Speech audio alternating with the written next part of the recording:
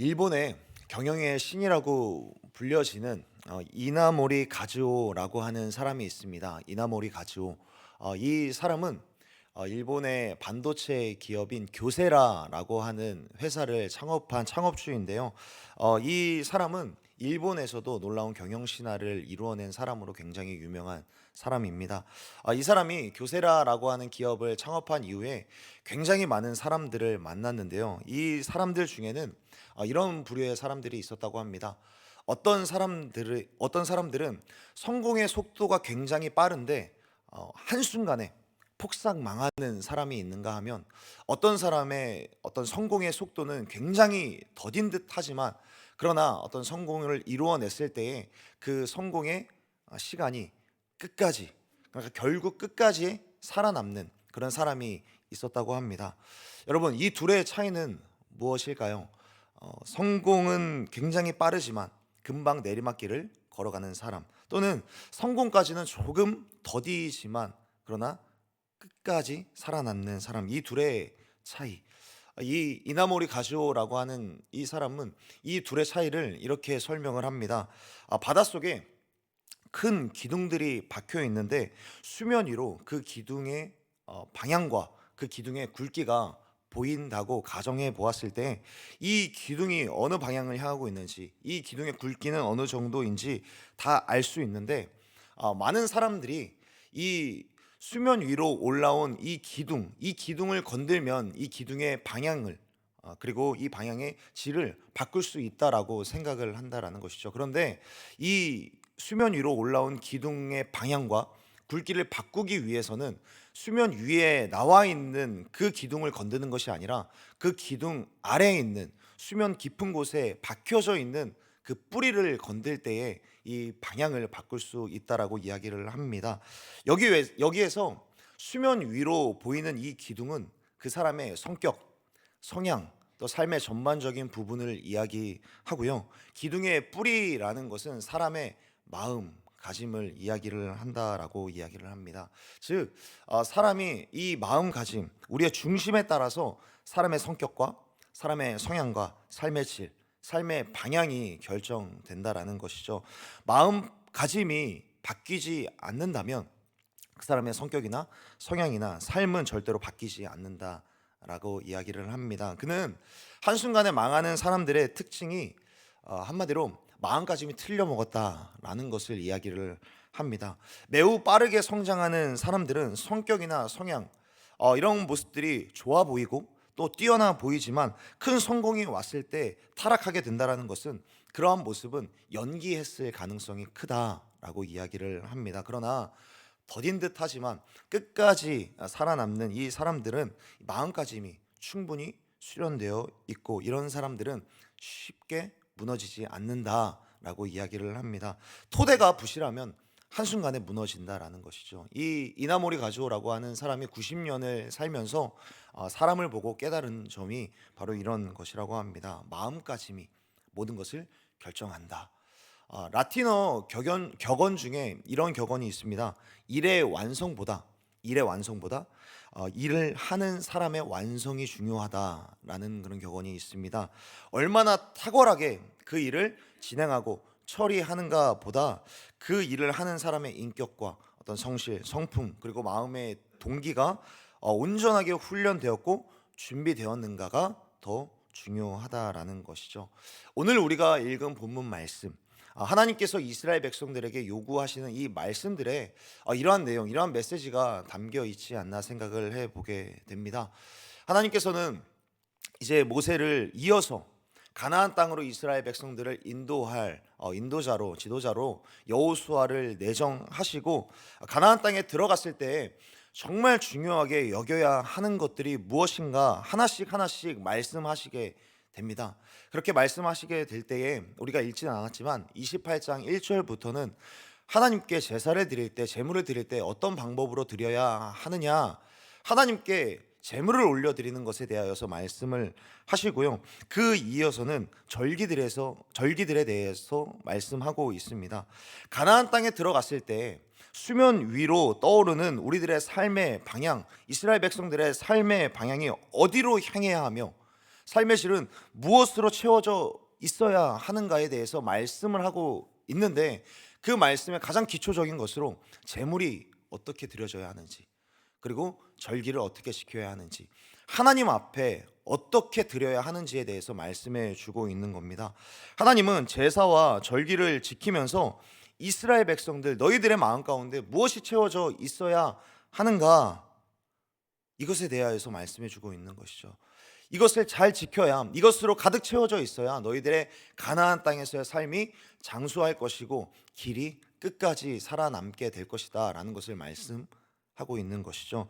오늘 본문에는 크게 세 날의 절기들에 대하여서 말씀하고 있습니다. 첫 번째로 유월절에 대하여서 말씀하고 있고요. 그리고 칠칠절, 그리고 나팔절이라고 하는, 그리고 나팔절 기간에 특히나 우리가 읽지는 않았지만 대속죄의 일에 대하여서 말씀해주고 있습니다.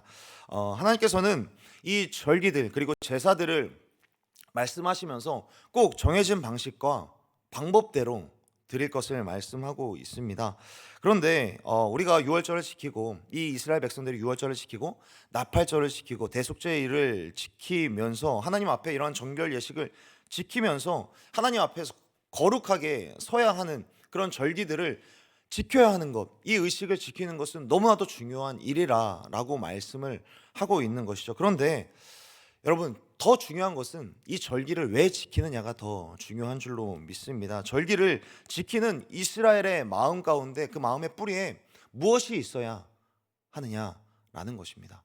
절기를 지키되 이 절기를 지키면서 어떤 마음을 가져야 하는지에 대하여서 이스라엘 백성들에게 끊임없이 너희들은 이 절기를 지키면서 너희들의 마음의 중심에 무엇이 있어야 하는지 하나님께서 말씀해 주시는 것이죠. 하나님께서는 유월절을 왜 지키라라고 말씀하셨을까요? 유월절은 이런 의미가 있습니다. 지난날 애굽에서 건져내신, 지난날 이스라엘 백성들이 애굽에서 종살이를 했지만, 그러나 그곳에서 하나님께서는 사랑하는 백성들, 이스라엘 백성들을 구별하셨고 그들을 건져내신 은혜, 구원하신 은혜, 그 은혜를 기억하게 하기 위하여서 유월절을 제정하셨습니다. 유월절을 지킴으로써 이스라엘 백성들로 하여금 영원토록 잊지 말라고, 지난날 너희들이 어떤 삶을 살았는지, 그러나 그곳에서 어떻게 구원을 받았는지, 그리고 어떻게 지금 살아가고 있는지, 그것을 기억하게 하기 위하여서 하나님께서는 유월절을 제정하셨습니다. 지난날 애굽에서의 일을 결코 잊지 않게 하기 위하여서 유월절을 제정하신 것입니다. 지난날의 은혜를 반드시 기억하라라는 의미로 유월절의 절기를 지키라라고 말씀하신 것입니다. 그렇다면 칠칠절은 왜 지켜야 하는 것입니까? 칠칠절은 오늘 본문에서 말씀하고 있듯이, 26절에서 말씀하고 있듯이 처음 익은 열매를 드리는 날입니다. 처음 익은 열매, 보리의 첫 수확의 단, 처음 익은 것, 첫 추수물, 첫 수확물을 하나님께 드리는 날이 바로 칠칠절이죠. 그렇다면 칠칠절은 이스라엘 백성들에게 무엇을 이야기하는 걸까요? 칠칠절, 바로 이 칠칠절에 드릴 수 있는 오늘은 지난날 광야에서의 유랑의 시간들을 이제 청산하고, 이제는 하나님께서 거주하시는 그 약속의 땅에 들어와서 이제는 정착하며 살고, 그리고 하나님께서 거주하시는 땅에 우리가 농작물을 낼 수 있고 수확물을 거두어 드릴 수 있다라는 이 사실, 오늘 누리고 있는 그 은혜를 기억하게 하기 위하여서 칠칠절을 지키라라고 말씀하신 것입니다. 지난날 우리가 유월절의 은혜를 딛고 오늘을 누리게 될 때에 오늘 누리는 은혜가 있음을 알게 해주는 날이 바로 칠칠절입니다. 그러므로 하나님은 이 칠칠절을 지킴으로써 오늘날에도 지난날 유월절의 은혜로부터 시작돼서 지금 칠칠절을 누릴 수 있게 하시는 그 은혜가 끊이지 않고 계속해서 우리 가운데 이어지고 있다라는 사실을 기억하라라는 것입니다. 이러한 절기들을 지키면서 과거에 유월절의 은혜가 있었고 지금 칠칠절의 은혜가 있다라는 사실을 반드시 기억하라라는 것입니다. 또한 하나님께서는 나팔절을 지키고 일곱째 달 그리고 10일이 지나면 대속죄일이라고 하는 이 날을 지키라라고 말씀을 하고 있습니다. 여러분, 대속죄일은 어떤 날일까요? 하나님으로부터 나의 모든 죄가 씻겨지고 정결하게 되는 날을 의미하게 되죠. 정결하게 되었다라는 것은 이제는 이전과는 다른 새로운 삶을 살아가게 될 것이라는 그런 기대와 소망을 갖게 해주는 날이 대속죄의 일입니다. 내가 지금까지는 하나님 앞에 범죄했지만 지금 이 정결 의식을 통하여서 나는 이제 하나님 앞에 거룩하게 되었고 정결하게 되었으니 거룩한 하나님의 백성으로서 새롭게 살아가게 될 것입니다 라는 것, 그리고 새롭게 살아갈 때에 주어질 하나님의 은혜를 기대하며 소망하며 살아갈 수 있는 그 날을 기억하라고, 그리고 그 날을 소망하면서 살아가라 라고 하나님께서는 대속죄일을 지키라라고 말씀하신 것입니다. 이 모든 절기들을 종합해 보면 하나님께서는 이스라엘 백성들로 하여금 가나안 땅에 들어가서 이러한 절기를 지킴으로써 반드시 그 마음의 중심에 하나님의 은혜가 채워져 있어야 되는데, 하나님의 어떤 은혜? 지난날의 은혜, 지난날에 하나님께서 어떤 은혜를 베푸셨는지,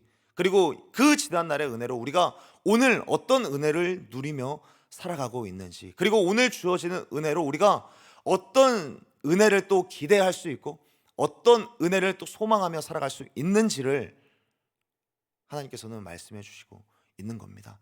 가나안 땅에 들어가서 우리들이 채워져야 하는 그 부분은 은혜다라는 것을 모세는 이스라엘 백성들에게 말씀하고 있는 것입니다. 우리는 이 시대를 살아가면서 굉장히 바쁜 생활을 하다 보면 소중한 것들을 잊게 되는 경향이 있습니다. 또는 익숙함에 속아서 소중한 것을 잃어버리게 되는 그런 모습을 보게 되면 우리의 연약함이나 간사함이 아닌가 생각을 해보게 됩니다. 이스라엘 백성들도 사실 가나안 땅에 들어가면 해야 할 일이 태산같이 많이 있습니다. 그곳에 있는 원주민들을 몰아내는 그런 정복 전쟁을 해야 되고요. 그리고 새로운 출발에 서 있는 새로운 출발 선상에서 갖춰가야 될 것들이 굉장히 많이 있습니다. 그 말은 굉장히 바쁜 시기를 보낼 것이라는 겁니다.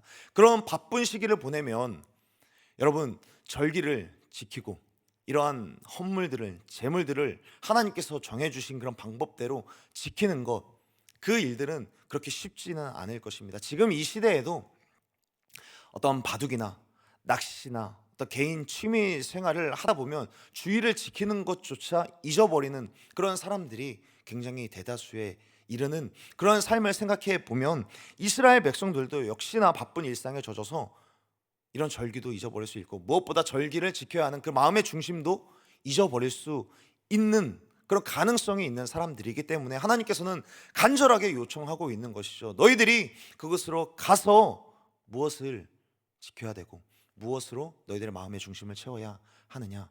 너희들은 먼저 이 절기들을 지키면서 너희들의 마음 가운데 무엇을 채워 넣어야 하는가 기억하라, 그리고 기대하라 라는 것입니다. 가나안 땅에 가서 반드시 절기를 지키라. 절기를 지키되 절기를 왜 지키는지, 그 마음의 중심이 무엇이 있어야 하는지, 그것은 바로 하나님의 은혜, 과거에 베푸신 은혜가 있다. 그리고 오늘날 우리 가운데 주어지는 은혜가 있다. 그리고 내일의 은혜가 있다라는 것을 절대로 잊지 말고 그 은혜를 베푸는 이는 나 여호와 하나님이다 라는 사실을 꼭 기억하며 살아갈 것을 오늘 본문을 통하여서 말씀해 주고 있는 것입니다.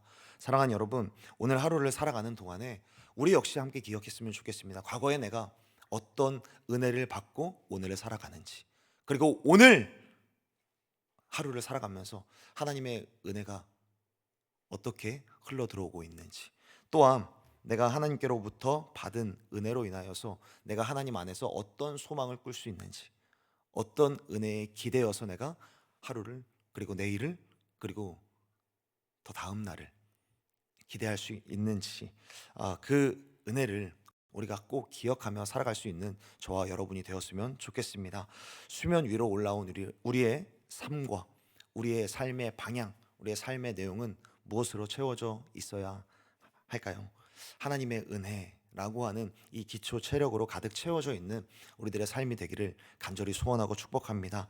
우리를 구원하신 하나님의 은혜, 하나님의 은혜로 구원받아서 오늘을 살고 내일을 꿈꿀 수 있다라는 그런 사실에 대하여서 감사하며 오늘 한 날도 하나님의 은혜로 우리가 삶을 살아가고 하나님의 그 은혜를 날마다 찬양하고 노래하고 예배하는 그런 저와 여러분이 되기를 간절히 소원하고 축복합니다. 기도하겠습니다.